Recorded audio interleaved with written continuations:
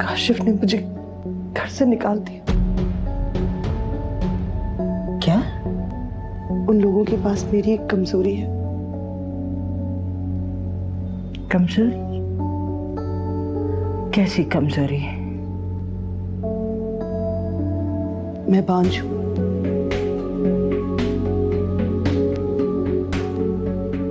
Madam तो नहीं है जी। कहाँ गई वो? क्लब गई हैं। शरीफ को भेजो।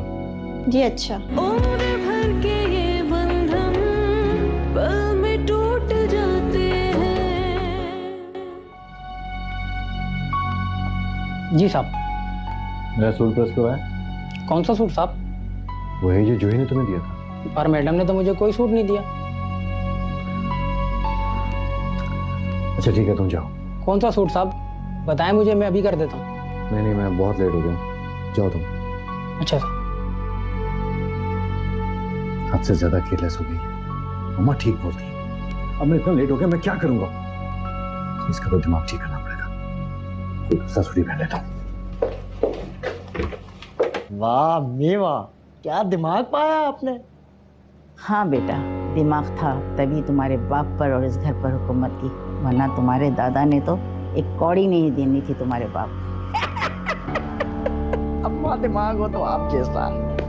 इतनी बड़ी रकम फौरन से अरेंज नहीं हो सकती।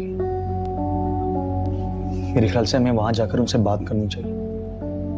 ऐसा ना हो कि काशिफ भाई को इंतहाई कदम उठा लेंगे। नहीं नहीं, मेरा नहीं ख्याल काशिफ कोई ऐसा कदम उठाएगा। आप कैसे कह सकती हैं? सबोही ने मुझसे कहा है ना कि काशिफ कह रहा है कि पैसों का अरेंज वो कर लेगा, और कुछ पैसों का अरेंज हम करें ताकि उसकी माँ की जुबान बंद हो जाए। ये क्या बात हुई अम्मी? कम से कम काशिफ भाई को अपनी अम्मी को बताना चाहिए कि वो ये नाजायज मुतालबा कर रही हैं। यही तो उसकी कमजोरी है, वो अपनी माँ के सामने जुबान नहीं खोलता। और कमी तो सब वही में भी है। उसकी माँ को तो बहाना मिल गया, और इसी पॉइंट पर मेरा ज़हन माफ हो जाता है।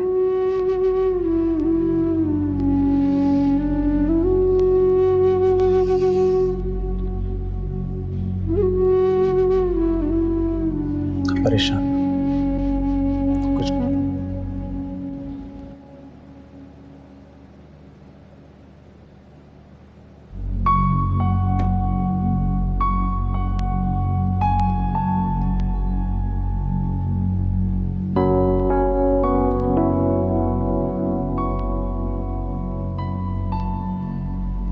पता नहीं किस मट्टी की बनी हो तुम। किसी बात का असर नहीं था तुम पे।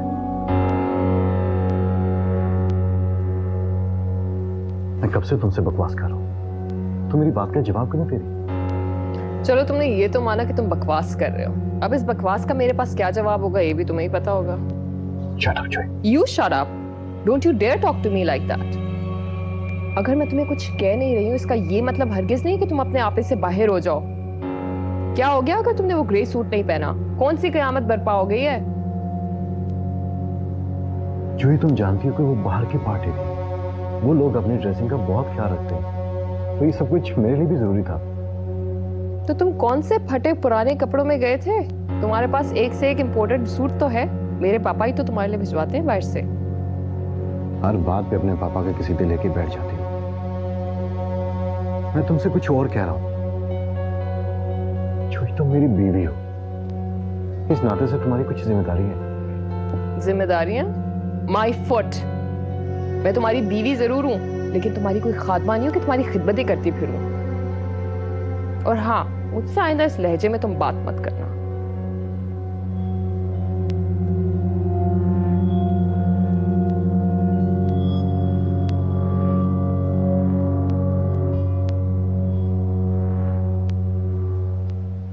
आती जाती सांसें हैं, जलते बुझते नाते दूर दूर रहने से साए सूख जाते सुबह परेशान मत हो बेटा। आप पहले ही ज़ेबा के रिश्ते की वजह से परेशान थी और मैंने आके आपकी परेशानियों में और भी इजाफा कर दिया।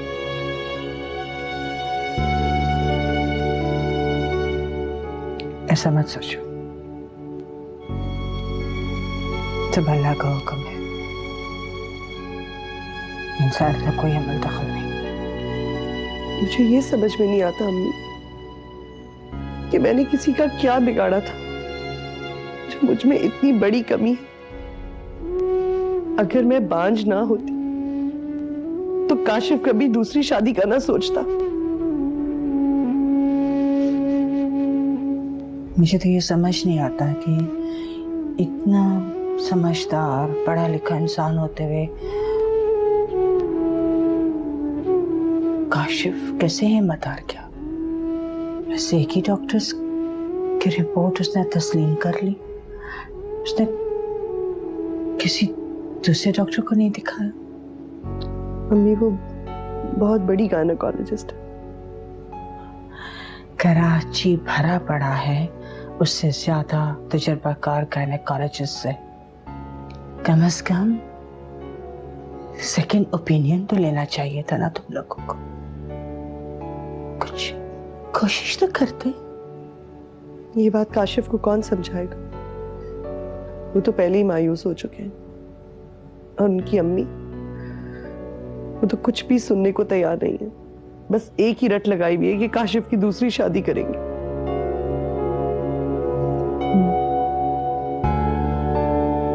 तुम फिक्र मत करो, मैं माँ से बात करती हूँ। हम लोग जाएंगे काशिफ को समझाने। हम उसे कहेंगे कि वो हमें थोड़ी मोहलत दे, हम तुम्हारा इलाज करवाएंगे। क्या सब ठीक हो जाएगा? हाँ बेटा, मुझे यकीन है कि तुम्हारा इलाज मुमकिन है। काशिफ अखराजात की परेशानी की वजह से शायद दूसरे डॉक्टर के पास नहीं गया, लेकिन जब हम उसको इतनी बड़ी ऑफर देंगे तो वो जरूर मान जाएगा।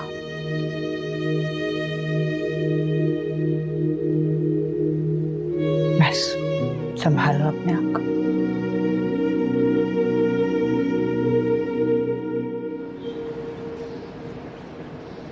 गुड मॉर्निंग मामा।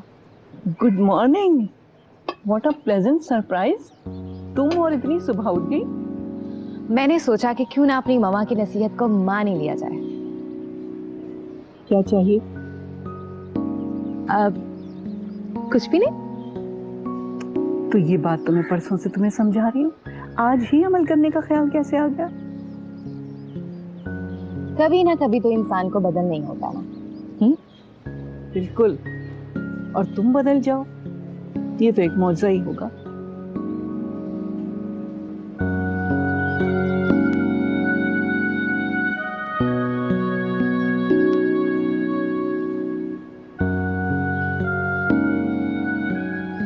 मोहब्बत में बड़ी ताकत होती है मामा, ये इंसान को बदल ही देती है। अब मुझे खुद को भी बदलना, अम्मा के घर के मुताबिक। देखो खुर्शीद, अगर मेरी एक बेटी के साथ ऐसा हुआ है तो उससे मेरे बाकी बच्चों का क्या कसूर है? बहुत घटिया सोच लगी मुझे उनकी। और अगर मेरी बेटी की तरबियत में कोई कमी होती तो 6 साल तक वो घर ना बसाती। उन्होंने तो मेरी तरबियत तक पर बात पहुंचा दी।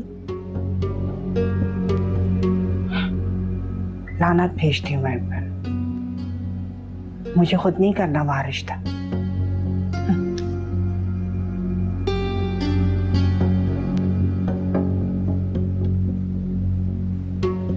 सुना तुमने अमर? 2-2 टके के लोग मेरी तरबियत पर उंगली उठा रहा है।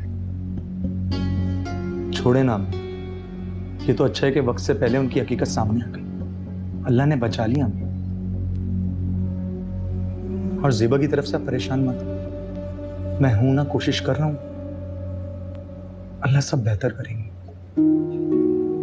अगर सब वही का मसला किसी तरह हल हो जाता तो अच्छा था। अब हम कहीं भी ज़ेबा के लिए बात करेंगे तो लोग सुबह के बारे में सवाल जरूर पूछेंगे। लोगों को छोड़ें आप, उनकी तो आदत होती है बातें बनाने की। क्या हम उनकी वजह से जीना छोड़ दें?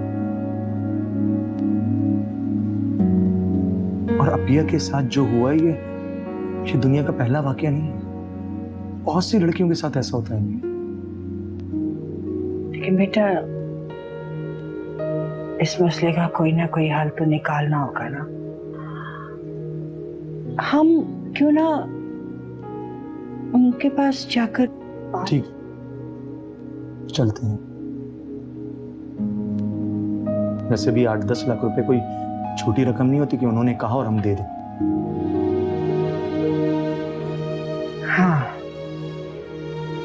जो कुछ मेरे पास है ज़ेबा और सबा की शादियों के लिए रखें। आप परेशान मत हो, हम उनकी नाजायज डिमांड पूरी नहीं करेंगे।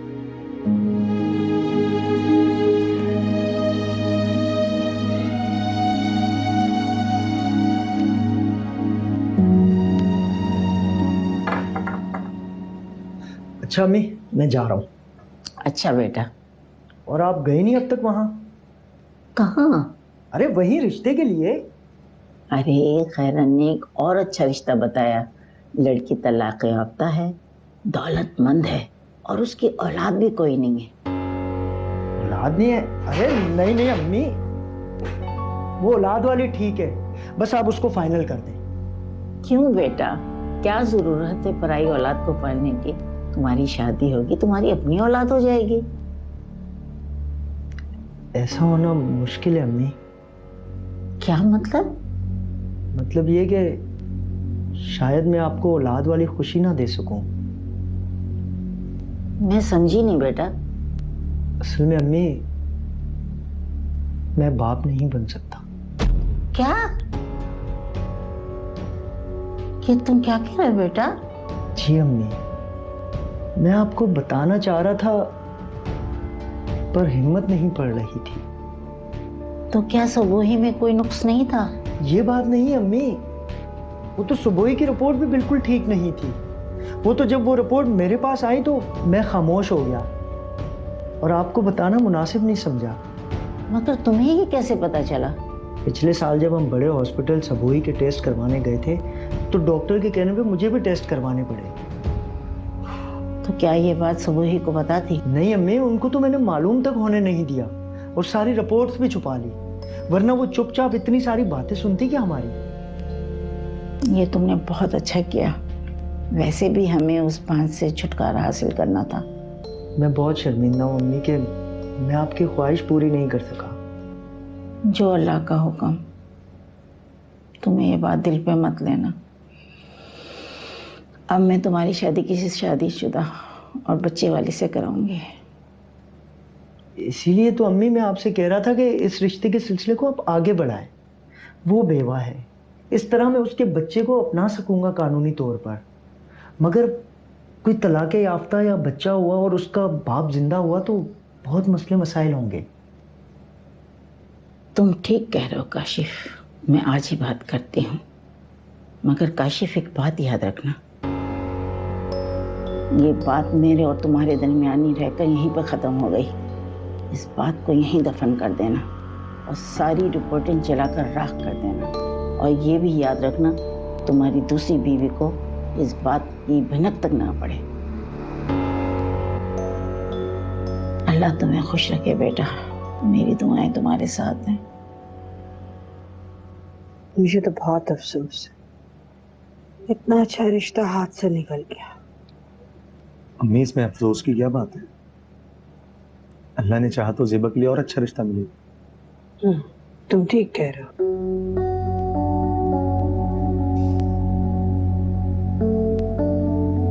अम्मी, अगर आगे के फैसले अगर मोहतात होकर करेंगी तो ठीक होगा।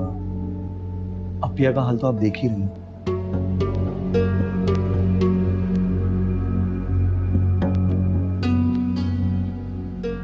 मैंने पहले भी बहुत सोच समझ कर फैसला किया था बेटा, मगर कुछ फैसले तकदीर के भी होते हैं।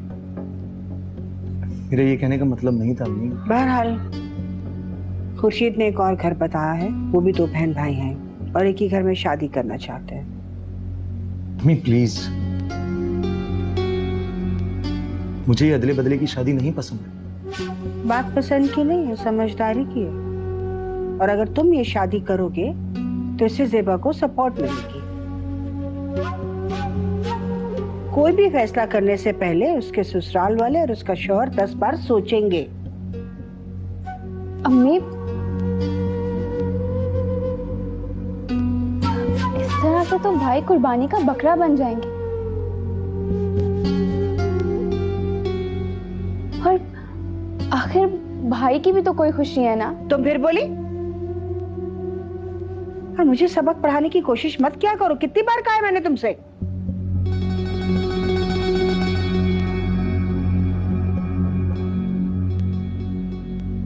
मुझे अपनी बच्चों की खुशी का पूरा पूरा ख्याल है। फजूल में तुम बोलती रहती हो।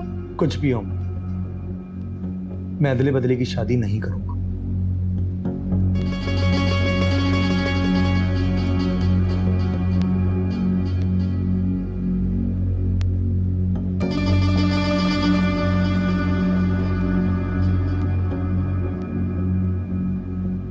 आपको तो सिर्फ अपनी परवाह है अम्मी।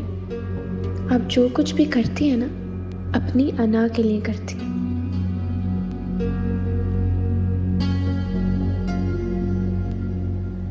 शायान, क्या हो गया? वो अभी तक नाराज हो मुझसे।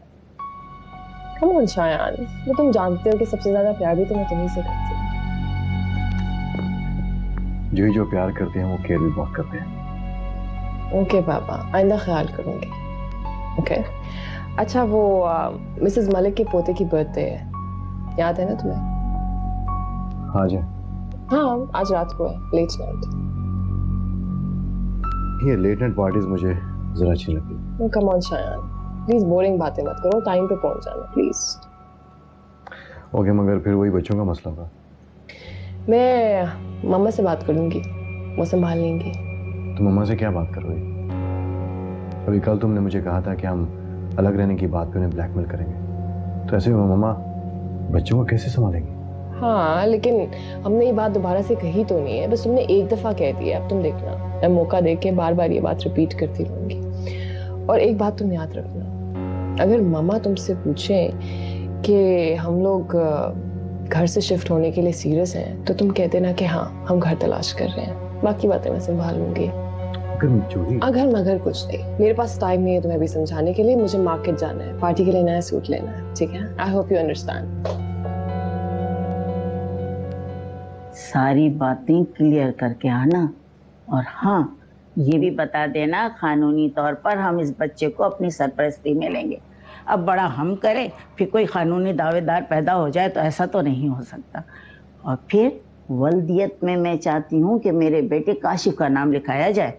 ये तो बहुत नेकी का काम है, बच्चे को सरपरस्त का नाम देना। मेरे काशिफ का दिल तो बहुत बड़ा है और वो इतना खुश है कि पला पलाया बच्चा मिल जाएगा। मेरी पहली बहू तो भांज थी। हाँ हाँ, अल्लाह रखे शादी हो जाए, उसके अपने बच्चे भी हो जाएंगे। बिल्कुल बिल्कुल, मगर मेरा काशिफ ये चाहता है इस बच्चे को किसी महरूमी का एहसास ना हो। अल्लाह खुश रखे, बहुत ही नेक बच्चा है। बस फिर तुम जाकर सारी बातें इनसे कह दो। हाँ हाँ जरूर, बस मैं आज ही चली जाती हूँ। हाँ, चाय पियो। भाई वो तो इत्तेफाकन आज सैलून में उसका भी अपॉइंटमेंट था। अच्छा। वो तो हमारी ईशा को देख के फिदा हो गई, कहने लगी कि भाई तुम फौरन हाँ कह दो।